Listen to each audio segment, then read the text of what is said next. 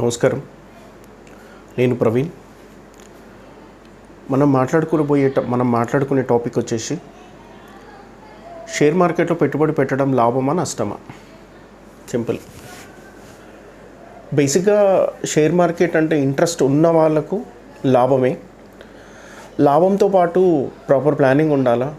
మనం పెట్టుబడి పెట్టే కంటే ముందే మనకు స్టాక్ మార్కెట్కు సంబంధించిన ఇన్ఫర్మేషన్ మన దగ్గర ఉండాలి. స్టాక్ మార్కెట్ అంటే తెలిసి ఉండాలి. స్టాక్ మార్కెట్లో ఉండే స్క్రిప్ట్స్ అంటే కంపెనీస్ గురించి తెలిసి ఉండాలి. ఆ కంపెనీస్ ఏ సెక్టార్కు చెందింది తెలిసి ఉండాలి. తర్వాత మనం పెట్టే ఇన్వెస్ట్మెంట్ ఏ రకంగా ఇన్వెస్ట్ చేస్తున్నాము అనేది కూడా మనకు తెలిసి ఉండాలి. మనం దేనికోసం ఇన్వెస్ట్ చేస్తున్నాం?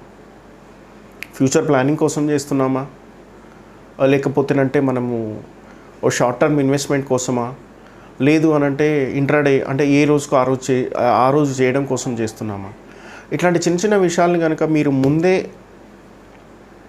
తెలుసుకొని ఇన్వెస్ట్ చేస్తే డెఫినెట్గా యూస్ఫుల్లే ఉంటుంది. స్టాక్ మార్కెట్లో ప్రాపర్ ప్లానింగ్తో పెట్టుబడి పెట్టిన వాళ్ళు లాస్ అయిన వాళ్ళు ఎవరు లేరండి. మోరోవర్ ఏంటంటే మనకు బయట జనరల్గా వినిపించే టాపిక్ ఏంటి అని అంటే ఎవరిని అడిగిన ఏమంటారంటే మేము స్టాక్ మార్కెట్లో నష్టపోయాం బాస్, చాలా నష్టపోయాము. మా ఫ్రెండ్ 20 లక్షలు పోగొట్టుకున్నాడు, ఇంకొక అతను 50 లక్షలు పోగొట్టుకున్నాడు, 5 లక్షలు పోగొట్టుకున్నాడు, సింపుల్గా 10,000 పోగొట్టుకున్నాడు అని చెప్తూ ఉంటారు. కరెక్టే, నిజమే, అది 100% నిజమే. అది పోగొట్టుకున్నారు డబ్బులు. ఎందుకు పోగొట్టుకున్నారు వాళ్ళకి అసలు స్టాక్ మార్కెట్ అంటే తెలియదు కదా. మీరు అబ్జర్వ్ చేయండి, స్టాక్ మార్కెట్లో 15 సంవత్సరాలు 20 సంవత్సరాల నుండి ట్రేడింగ్ చేసే వాళ్ళకు కూడా స్టాక్ మార్కెట్ అంటే తెలియదు. ఏంటో మరి ఎందుకో తెలియదు. వాళ్ళు తెలుసుకోవాలన్న ఆలోచన కూడా చేయరు. స్టాక్ మార్కెట్లకు రాగానే ఒక సంవత్సరము, ఒక నెల, ఒక సంవత్సరము, 2 సంవత్సరాలు అవ్వగానే మా అంత తోపులు ఎవరు లేరు, మాకున్నంత నాలెడ్జ్ ఎవరికి ఉండదు స్టాక్ మార్కెట్లో అనుకుంటారు. బట్ అన్ఫార్చునేట్ థింగ్ ఏంటంటే వాళ్ళకి బేసిక్స్ కూడా తెలియదండి.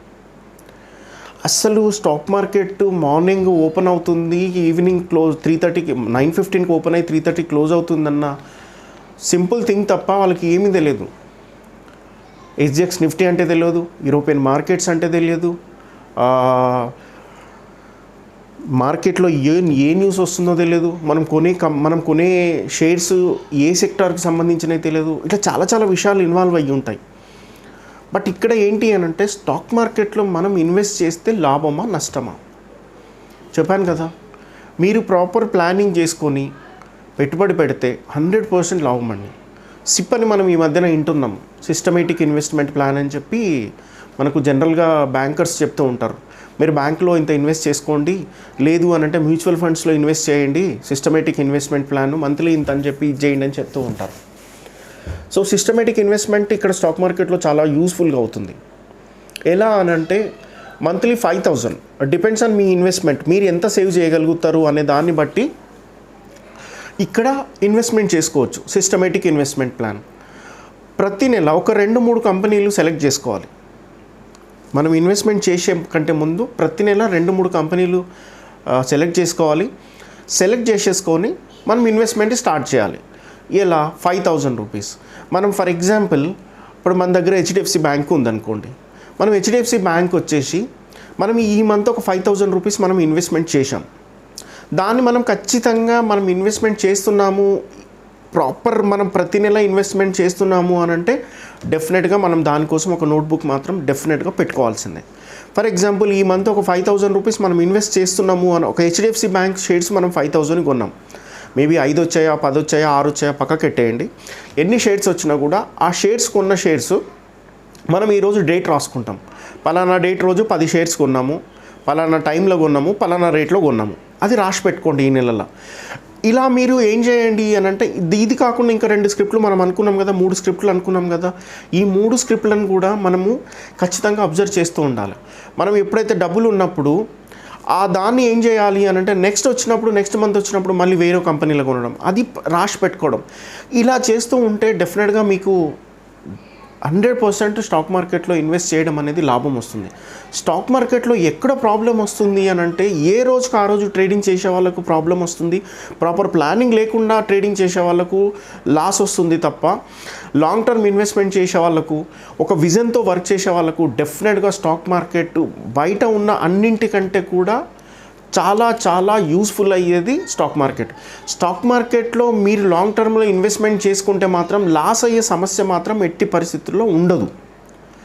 మీరు బయట ప్రాపర్టీస్ కొన్నా, మీరు గోల్డ్ ప్రాపర్టీస్ మీరు ఇన్వెస్ట్మెంట్లతో పోల్చుకుంటే స్టాక్ మార్కెట్లో వచ్చే రిటర్న్స్ చాలా ఎక్కువగా ఉంటాయి. స్టాక్ మార్కెట్లో మనం కంపెనీస్ని గెస్ చేసి కనుక పెట్టుబడి పెట్టుకోగలిగితే డెఫినెట్గా 100% మంచి రిజల్ట్స్ వస్తాయి.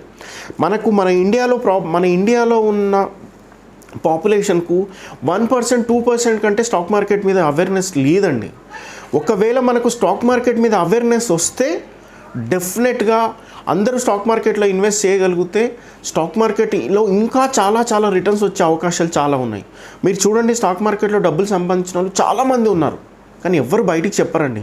లాస్ వచ్చినోడు మాత్రమే బయటకు వచ్చేసి నాకు స్టాక్ మార్కెట్లో లాస్ అయింది, నాకు స్టాక్ మార్కెట్లో మోసం జరిగిందని చెప్పి బయట ప్రాపగండా చేసేసి స్టాక్ మార్కెట్ని బ్లేమ్ చేయడానికి చూస్తారు తప్ప, ప్రాఫిట్ వచ్చినోడు ఎవ్వరు కూడా బయటకు వచ్చి నాకు స్టాక్ మార్కెట్లో ఇన్ని లక్షలు వచ్చినాయి, నాకు ఇంత ప్రాఫిట్ వచ్చిందని ఎవ్వరు చెప్పుకోరు. చాలామంది ఉన్నారండి. ఎల్ఎన్టీ కొన్న వాళ్ళు ఉన్నారు, టీసీఎస్ కొన్న వాళ్ళు ఉన్నారు, విప్రో కొన్న వాళ్ళు ఉన్నారు, ఇన్ఫోసిస్ కొన్న వాళ్ళు ఉన్నారు, ఐషర్ మోటార్స్ కొన్న వాళ్ళు ఉన్నారు. ఇప్పటికీ ఆ షేర్స్ అమ్మకుండా వాళ్ళ దగ్గర ఉన్న కస్టమర్స్, ఇన్వెస్టర్స్ చాలామంది ఉన్నారు. ఎందుకు అని అంటే వాళ్ళకి తెలుసు దాని టేస్ట్ ఎట్లా ఉంటుందో తెలుసు, దాని నుండి వచ్చే ఫ్రూట్స్ ఎట్లా ఉంటాయో వాళ్ళకి తెలుసు. సో వాళ్ళు ఉన్నారు, ఇంకా కంటిన్యూ అవుతున్నారు. చాలామంది ఇన్వెస్ట్మెంట్ చాలా మటుకు మీరు లాంగ్ టర్మ్ ఇన్వెస్ట్మెంట్ కోసం అయితే మాత్రమే స్టాక్ మార్కెట్లో వర్క్ చేయండి, స్టాక్ మార్కెట్లో పెట్టుబడి పెట్టండి. లాంగ్ టర్మ్ ఇన్వెస్ట్మెంట్ కోసం ప్లాన్ చేయండి. మనం ఏవైతే షేర్లు కొనే కంటే ముందు ఖచ్చితంగా మనం ప్లాన్ చేసుకోవాలా. ప్లాన్ చేసుకుంటేనే మనకు కష్టపడకుండా రావాలి అంటే రాదండి. నేను స్టాక్ మార్కెట్లో డబ్బులు పెడతాను, నాకు ప్రాఫిట్లు వచ్చేస్తాయంటే రావు. మీరు స్టాక్ మార్కెట్లో మీకు డబ్బులు కావాలన్నా కూడా మీరు ఫస్ట్ కొంచెం వర్క్ చేయాలా, ప్రాపర్ ప్లానింగ్ చేయాలా. ఏ కంపెనీలు మీకు తెలియకపోతే తెలుసుకోండి. గూగుల్ ఉంది, గూగుల్లో సెర్చ్ చేయండి. మీరు అంతే గూగుల్లో సెర్చ్ చేయండి, కంపెనీలు ఒక 3-4 కంపెనీలు తీసుకోండి. మీకు తెలిసిన కంపెనీలు అంటే మీరుండే ప్రాంతంలో ఉండే కంపెనీసు, లేకపోతే మీకు చుట్టుపక్కల ఉన్న కంపెనీసు, అట్లాంటివి ప్లాన్ చేయకండి. మీరు ఎప్పుడైనా సరే ప్లాన్ చేస్తే డెఫినెట్గా టాప్ 50 కంపెనీస్ ప్లాన్ చేయండి. Like HDFC, Infosys, TCS, ICICI, SBI, ఇట్లాంటి కంపెనీస్, మంచి కంపెనీస్ను సెలెక్ట్ చేయండి. మీరు సెలెక్ట్ చేసేసి ఆ సెలెక్ట్ చేసిన కంపెనీలు కూడా ఫర్ ఎగ్జాంపుల్ ఐసిఐసిఐ బ్యాంక్ ఉంది. ఐసిఐసిఐ బ్యాంక్ ఒక సంవత్సరం కింద 200 రూపాయలు ఉందనుకోండి, ఇప్పుడు వచ్చేసి 1000 రూపాయలు ఉంది. మీరు వచ్చేసి నేను ఇక్కడ కొంటాను, 1000 రూపాయలు ఉంది కదా ఇక్కడ కొంటాను అని అంటే అది రాంగ్ స్ట్రాటజీ అండి. మీరు ఎప్పుడైనా సరే కంపెనీలు ఎలా ప్లాన్ చేయండి అని అంటే ఫస్ట్ ఒక కంపెనీకి సంబంధించి ఆ కంపెనీ పర్ఫార్మెన్స్ చూడండి. ఇప్పుడు ఫర్ ఎగ్జాంపుల్ హెచ్డిఎఫ్సి బ్యాంక్ ఉందనుకోండి, 5000 రూపీస్ హై ఉంది. ఆ కంపెనీ లైఫ్ టైం హై 5000 ఉండింది. 5000 నుండి అది 2000కి వచ్చిందనుకోండి, డెఫినెట్గా మీరు ఇక్కడ ప్లాన్ చేయొచ్చు. ఆ 2000కి వచ్చినప్పుడు 3000 రూపాయలు తగ్గినప్పుడు మీరు కొనండి. అంతేగాని 5000 హైయెస్ట్ 5000 ఉన్నప్పుడు నేను 5000 కాడ కొంటా, ఇంకా 10,000 పెరుగుతుందేమో, 10,000 అవుతుందేమో. కానీ మనకి ఇక్కడ ఏంటి అని అంటే 50-50 ఛాన్సెస్. పెరగచ్చు, పడితే ఏ కంపెనీ అయినా సరే కంటిన్యూస్గా పెరగడం అనేది జరగదండి స్టాక్ మార్కెట్లో గ్రాఫ్ అందుకే చూస్తారు. ఎట్టి పరిస్థితుల్లో ప్రతిరోజు పెరగడం అనేది స్టాక్ మార్కెట్లో జరగదు. సో మీరు ఎప్పుడైనా సరే స్టాక్ మార్కెట్లో పెట్టుబడి పెట్టాలి అని అంటే ఫస్ట్ స్టాక్ మార్కెట్ గురించి తెలుసుకోండి. స్టాక్ మార్కెట్లో ఉన్న కంపెనీల గురించి సెర్చ్ చేయండి. మీ దగ్గర మీరు నెలకు ఎంత ఇన్వెస్ట్మెంట్ చేస్తారో అది ప్లాన్ చేసుకోండి. లేదు మీరు ఒకటేసారి ఇన్వెస్ట్మెంట్ చేస్తారు అని అనుకుంటే దానికి సంబంధించి ఏ కంపెనీలలో మీరు పెట్టుబడి ఏ ఒక్క కంపెనీలో మాత్రం డెఫినెట్గా పెట్టకండి. ఖచ్చితంగా మీ దగ్గర ఒక 5 lakhs ఉన్నాయి అని అంటే ఖచ్చితంగా దాన్ని ఒక 4-5 కంపెనీలో ఇన్వెస్ట్ చేయండి. ఒక కంపెనీ లాస్లో ఉన్న ఒక కంపెనీ ప్రాఫిట్లోకి వస్తుంది. మోరోవర్ ఏంటి అని అంటే మీరు గుర్తుపెట్టుకోవాల్సిన విషయం ఏంటి అని అంటే మీరు ఫర్ ఎగ్జాంపుల్ 100 రూపాయల కాడ ఉన్నది 130 రూపాయలు వచ్చింది అని అంటే డెఫినెట్గా అమ్మేయండి. అమ్మేసిన తర్వాత మీరు అదే కంపెనీతో మీరు కంటిన్యూ అవ్వండి. మీరు 100 రూపాయలు ఉన్నది 130 రూపాయలకి వచ్చినప్పుడు అమ్మేసేయండి. మళ్ళీ అది 115కో 120కో వచ్చినప్పుడు మళ్ళీ కొనండి. మీరు కొన్న ప్రతిసారి మీరు పేపర్ వర్క్ చేయండి, కొన్న ప్రతిసారి రాయండి. మీరు 100 రూపీస్లో కొన్నప్పుడు 130 రూపాయలు కాడ అమ్మినప్పుడు 130 రూపాయలు సెల్ అన్నది అక్కడ సెల్ పెట్టండి 130. మళ్ళీ 115లో వచ్చినప్పుడు మళ్ళీ రాయండి, మళ్ళీ అవే షేర్స్ 115 రూపాయలు కొన్నాను రాయండి. మీరు ఇట్లాగా చేస్తూ ఉంటే ఏమైపోతుందంటే మీరు కొన్న రేట్ తగ్గుతూ వస్తుంది, యావరేజ్లో రేట్ తగ్గుతూ వస్తుంది. మీరు ఇట్లాంటి చిన్న చిన్న పనులు చేయగలిగితే స్టాక్ మార్కెట్లో మీరు ఎక్స్ట్రాడినరీ ప్రాఫిట్స్ గెయిన్ చేయగలుగుతారు.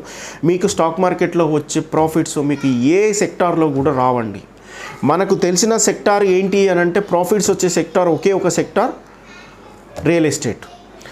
మనకు తెలిసింది, మనం నేర్చుకున్నది, మనం తెలుసుకున్నది ఏంటి అంటే రియల్ ఎస్టేట్ ఒక్కటే. రియల్ ఎస్టేట్ కంటే ఎన్నో టైమ్స్ మీకు ప్రాఫిట్స్ వచ్చేది స్టాక్ మార్కెట్. బట్ ఏంటంటే ప్లానింగ్ చేయాలి, ప్రాపర్ ప్లానింగ్ చేయాలి, దానికి సంబంధించిన అవేర్నెస్ ఉండాలి, నాలెడ్జ్ ఉండాలి. సింపుల్ ఎగ్జాంపుల్ చెప్తానండి. మనం ఒక దగ్గర ఫ్లాట్ కొనాలి అని అంటే మనం ఎన్ని చూస్తామండి?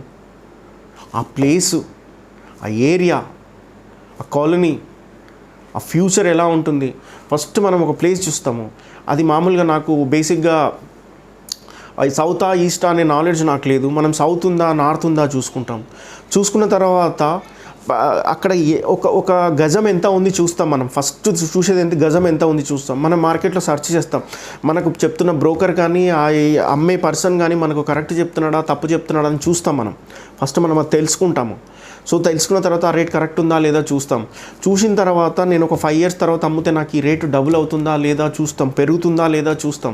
తర్వాత ఇప్పుడు కొంటున్న ప్లాట్ మనకు నెక్స్ట్ 10 yearsలో దీని ఫ్యూచర్ ఎలా ఉంటుంది, ఇక్కడ ఈ డెవలప్ అవుతుందా, ఇక్కడ ఇంకేమైనా కొత్తగా ఏమైనా కంపెనీస్ కానీ లేదంటే ఏదైనా గవర్నమెంట్కి సంబంధించిన బిల్డింగ్స్ కానీ ఆఫీసెస్ కానీ ఏమైనా వస్తున్నాయా, ఇట్లాంటివి చాలా చూసిన తర్వాత సెర్చ్ చేసిన తర్వాతనే మనం ఆ ప్లాట్ కొనాలా వద్దని మనం డిసైడ్ చేసుకొని కొంటాం. సేమ్ ఇక్కడ కూడా అంటే స్టాక్ మార్కెట్లో మీరు పెట్టుబడి పెట్టాలి అని అనుకుంటే ఖచ్చితంగా సెర్చ్ చేయండి, తెలుసుకోండి, కంపెనీస్ సెర్చ్ చేయండి. మీరు ఏ కంపెనీలో పెట్టుబడి పెట్టాలనుకుంటారో ఆ కంపెనీకి సంబంధించి సెర్చ్ చేయండి. సెక్టార్స్ ఉంటాయి ఇక్కడ, ఫార్మా సెక్టర్ అని, ఎఫ్ఎంసీజీ అని, మోటార్ సెక్టర్, ఆటో సెక్టర్ అని చాలా సెక్టార్స్ ఉంటాయి. ఆ సెక్టార్స్ మీరు తెలుసుకోండి. ఏ సెక్టార్లో పెట్టుబడి పెడితే రిటర్న్స్ బాగా వస్తాయో చూసుకోండి. ఆ చూసుకున్న తర్వాత అప్పుడు కంపెనీలలో ఇన్వెస్ట్ చేయడానికి ఆలోచించండి. మీరు నాలెడ్జ్ లేకుండా మాత్రం స్టాక్ మార్కెట్లో పెట్టుబడి పెట్టడం లాభమా నష్టం అంటే ఖచ్చితంగా నష్టమే. 100%. మీరు బయట ప్రాపర్టీ కొన్నప్పుడు మీరు అమ్మడానికి ఎంత కష్టపడతారో ఇక్కడ కూడా అలాగే ఉంటుంది. ఒక్కసారి మీరు ఏదో మీకు తెలియని కంపెనీలు ఎవరో చెప్పారని చెప్పి కొనేసి ఆ షేర్స్ పడిపోయిన తర్వాత మళ్ళీ అవి తిరిగి మీ రేటు రావాలంటే చాలా కష్టం అండి. సో ముందే ప్లాన్ చేసుకోండి, ప్లాన్ చేసుకునే ఇన్వెస్ట్ చేయండి. నేను ఖచ్చితంగా చెప్తున్నాను, మీకు స్టాక్ మార్కెట్లో వచ్చినంత రిటర్న్స్ మాత్రం మీకు ఏ సెక్టార్లో బయట ఎక్కడ కూడా రావు.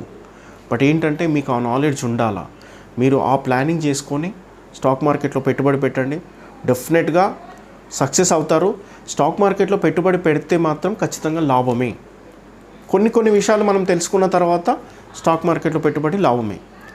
సో మీకు ఈ వీడియో నచ్చిందని నేను అనుకుంటున్నాను. మీకు కనుక ఈ వీడియో నచ్చినట్లయితే సబ్స్క్రైబ్ చేయండి, లైక్ చేయండి, షేర్ చేయండి. Thank you.